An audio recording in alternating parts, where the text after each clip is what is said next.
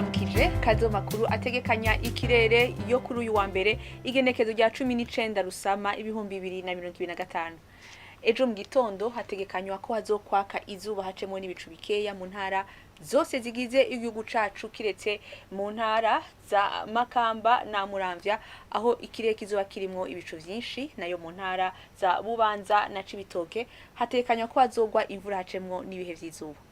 Ahazubakanye kurusha handi akazobe mu ntara ya Gitega ibipimo bizoye ku dogere Celsius 12. Ku muhingamo hategekanywa ko hazogwa imvura mu ntara zose zigize igihugu cacu, hamwe hategekanywa ko hazocamwo ibihe vy'izuba kiretse mu ntara za Rutana na Ruyigi aho hategekanywa ko azoba ari ikirere kirimwo ibicu vyinshi.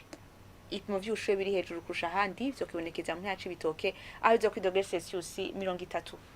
Ejo mu gitondo hatekanya ko izuba rizoseruka isa 12 rirenge isa 12 zibura iminota 2 zo kumugoroba. Akaba ngagarukiye amakuru atekanya ikirere kuri wa mbere mwateguriwe n'ikigo Ijebu Delphine Tuyinka ayibashikirije na utaha.